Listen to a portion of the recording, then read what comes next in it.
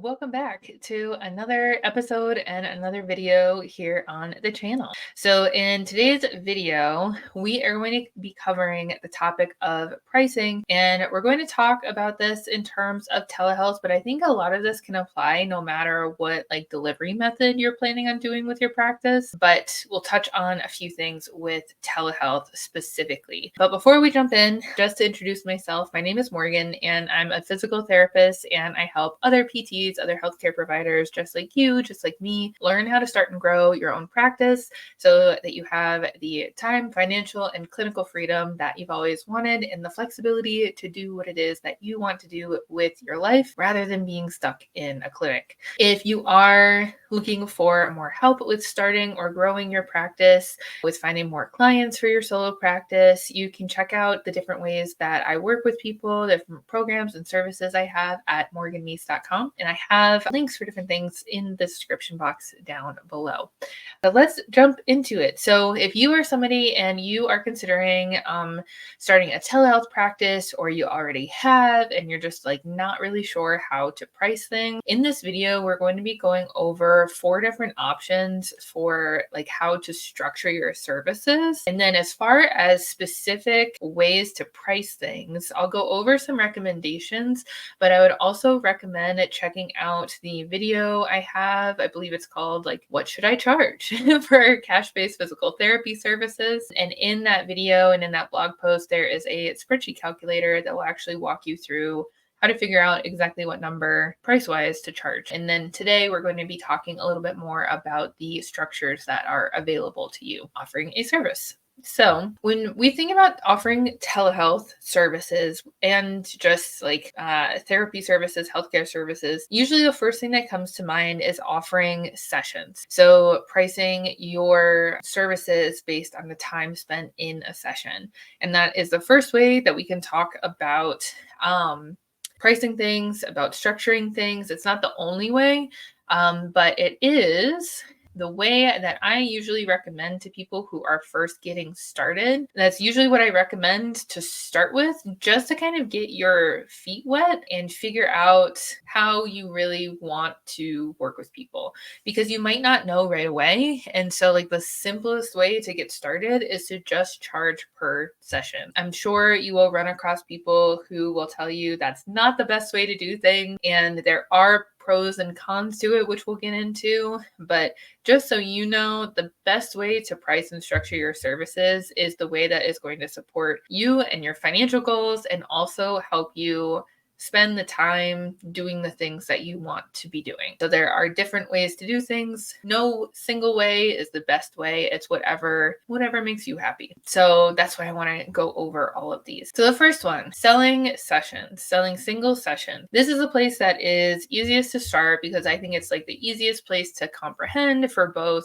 you and your clients. If you are a healthcare provider, a therapist, a PT, and people ask to work with you, they will probably assume that you charge session to session, and that way you can just start there and get things going. And then over time, you can figure out if that's going to work well for you or not. And then as far as what to price each session at, in that spreadsheet calculator that I mentioned earlier, and we'll leave a link in the description for it below, you'll figure out what to charge based on your financial goals and how many clients you see per week and per month, so that you are making a certain number for income per session, so that by the end of the month, you are working towards your financial goals, rather than charging what you assume people will pay, or what other people are charging. You need to do what is going to best support the business. Just something to think about. But selling single sessions,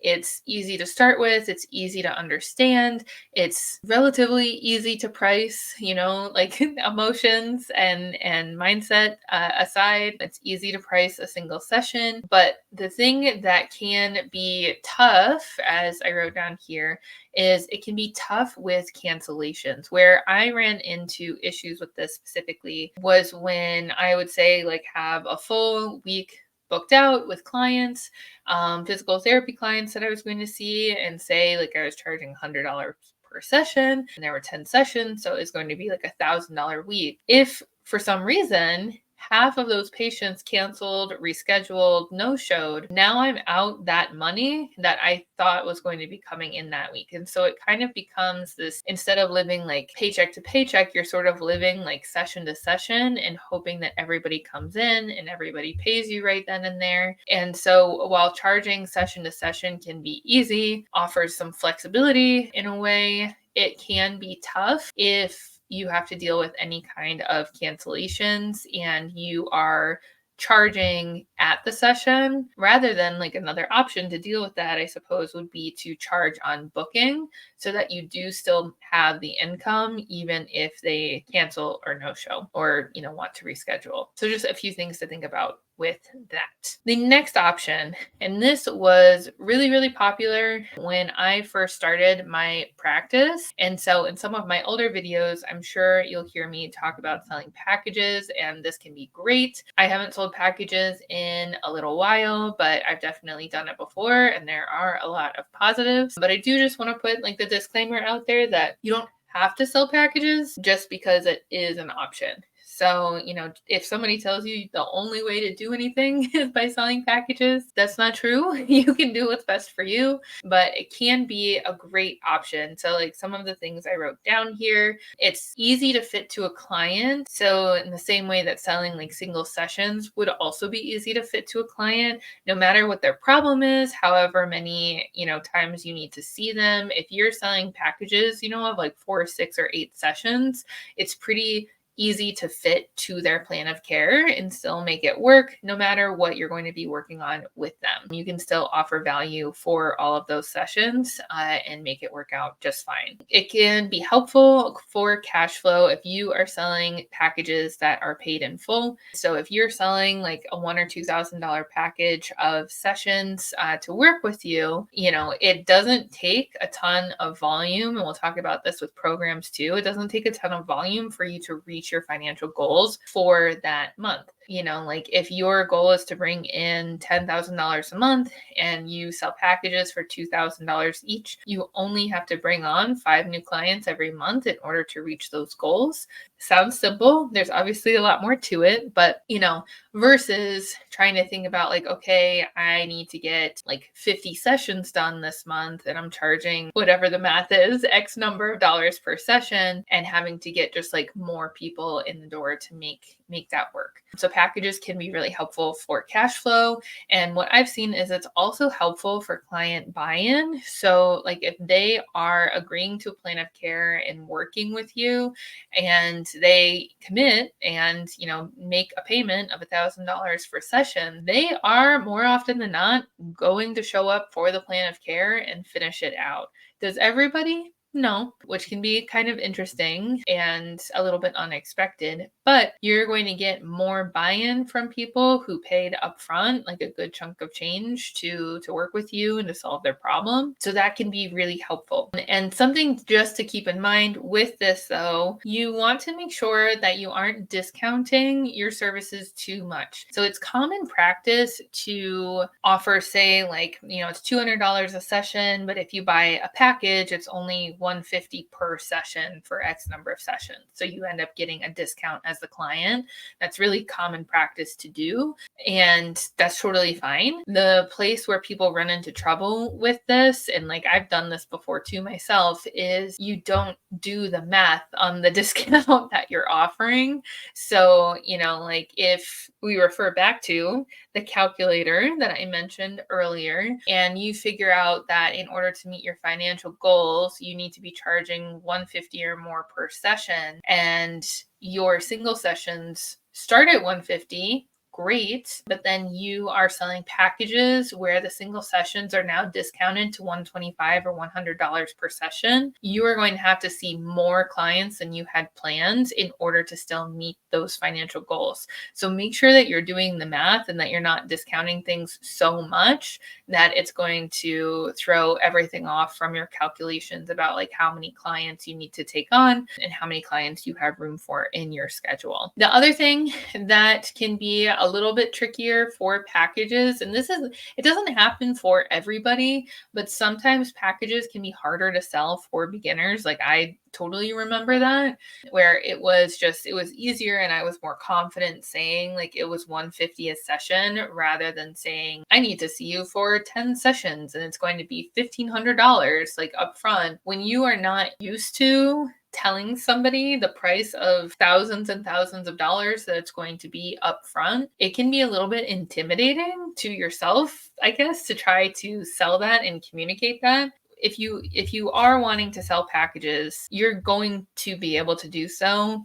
It's just if you are not used to it, I would expect there to be like a little bit of like a bumpy road as you're getting used to it and you're becoming more confident in what it is that you're saying and how you're communicating everything. And then over time, as people purchase from you, you're going to gain more confidence and the sales process is going to be easier, and not every package that you have has to be thousands of dollars. Like sometimes they are just going to be like a few $100s depending on what your prices are, but that's something to maybe keep in mind. But yeah, and let me know down in the comments if you are selling single sessions or packages and how that has gone for you. So let's say, like you're first just starting your practice. Like I think a good place to start is to start with single sessions and then you can move into packages if you wish. And then a step up from that is going to be learning how to create and sell programs. And you can do this across all kinds of different delivery methods, but I have seen this being a much more popular option online. So, like with this video, we started it talking about telehealth, offering online healthcare services. Programs might be your best friend when it comes to offering services online. And the reason for this, I think, is because when it comes to designing a program, it is for a specific person, it's for a specific problem. And so it makes the marketing and sales aspect of offering this service much easier than just trying to sell like single sessions online, because people might not really know like the problems that you're able to solve. You have to work to develop that marketing. But when you are offering a specific program that is for specific people, that solves a specific problem, it's much simpler to create a marketing and sales strategy around that.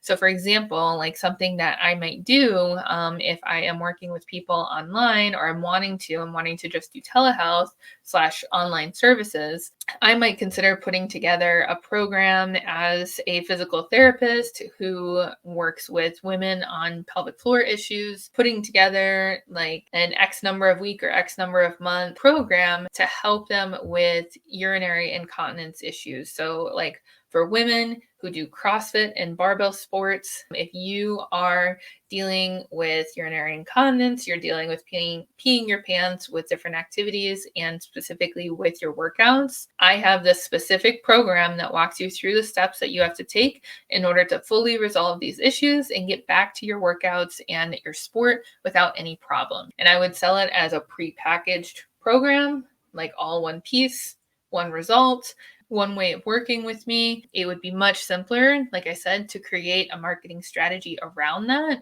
and explain to people on the internet who may not know me just yet how I work with people and how I get results and who it's for. So that's like a very like specific example. And so going along with that, there's not a lot of gray area, I think, when it comes to selling. And this is for another video, but when you are in some kind of a sales conversation with a potential patient, potential client, you are in a place where like it's your job to figure out if the person that you're speaking with is the right fit for the way that you work with people. And if you are on this side where you're selling, sessions and packages and you aren't like super specific about the group of people that you work with or the problems that you help people with in the healthcare realm, and you're somebody who's trying to like cater to a lot of people with a lot of different problems, you have to do a little bit more work when it comes to having conversations with them to make sure that you are the right person to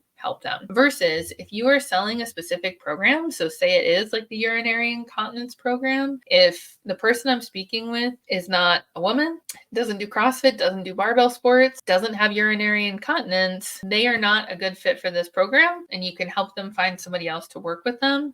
And on the flip side, if they do meet those criteria, this program is perfect. It will help solve your problem and it will deliver on everything that you're looking for. So it makes the selling, I think, easier as well. And just like with packages, when you're selling programs, you might be able to have, I suppose, like less volume in terms of like total units sold in order to meet your cash flow goals, versus when you're just selling single sessions, like we talked about, you have to like increase the number of appointments that are booked to reach your goals. Versus when you're just selling programs, you might not have to sell that many units in order to get where you want to go, just depending on obviously like the price of it and your financial goals. But programs can be great and can be a great way for you to like focus in on one specific area of things that you can help people with. And in order to price it too, like pricing a program versus a package, like we talked about with these two, you want to make sure you're pricing based on the time that you have and your financial goals versus like with a program, you can price it accordingly with that. So like if the program comes with like X number of sessions and X number of support, you can take a look at about like how much time it will take you and price it accordingly. But you can also take a look at, well, if I just want to sell like 5 units every month, I just do the math and figure out with my goals what I need to sell the program for. I could look at what my competitors are charging, and I could also just do market research and figure out what the market will support in order to figure out a price for the program. So there's like a few different ways that you can price things with that. And then the last thing here is memberships. This is something that I have tried multiple times, and there's different ways that you can technically structure a membership. But I think for a lot of us, when we think about offering some kind of a membership, we're thinking about like monthly recurring revenue, and it's going to be like easy to get people into and keep up with. And then you just have like the monthly recurring revenue. And that's like the dream, of not having to constantly do like new sessions and everything. And memberships are amazing in that way. But I think out of all of these options, memberships take the most work on the back end to maintain, to make sure that you are like holding up your end of the bargain and following through on what you said the membership includes. And, like if you are offering any kind of a membership with like new content every month, that takes a ton of work. So you have to be careful about like what you are promising with a membership. And usually memberships are lower ticket priced versus like packages and programs. Like these packages and programs could be in the like 3 to 4 digit, possibly 5 digit range as far as prices go, but memberships usually are only like double digits to triple digits. So in order to meet your financial goals, you're going to have to bring in higher amount of volume and have a good retention number in order to meet your cash flow goals every month. And something that I have heard from other people is that when it comes to running a membership and launching a membership, where you're going to get the most success is if you already have like the volume in terms of like your audience on social media, your audience of people who follow you with your content or on your email list. You need to have lots of volume, like tens of thousands of people to hundreds of thousands of people following you in order to launch a membership that is financially viable for you. If, like this is the thing that you want to be like your only source of cash flow, versus if you are selling packages and programs, you don't need as much volume in order to make a dent in those financial goals. So just something to keep in mind. We love a membership. We love monthly recurring revenue. I think if you can get to a place where you're selling one of these things on the left and a membership, I think you'll be in a good spot financially because you'll have a little bit of balance of like newer cash flow and income every month, and then the recurring income every month. And that I think really helps to stabilize the business. But this is, like I wrote here, Memberships, I don't think are for beginners. Beginners in terms of if you are new to business, new to marketing, new to sales, new to social media, memberships, it's going to be a very long time before you're able to build things up to where it is bringing in 5 figures a month for you. So it's not impossible, but it takes a ton of work. Usually just like a lower ticket option than these. So, like if you are getting started with your business, with your telehealth practice, with your online practice, this is probably the order that I would suggest like working on things in. And, in terms of like time spent in each of these, you might consider spending like the first like 3 to 6 months offering sessions and packages to kind of get a feel for things. Then you could work on developing a program, and then you could work on developing a membership after that. Overall, a lot of things to consider when it comes to pricing for your telehealth practice and for any practice that you are working on, but make sure that you are choosing a service structure, design, and price that work to help support you, your financial goals, support the schedule and time that you want to be spending on things, rather than worrying about or trying to guess what people are going to pay.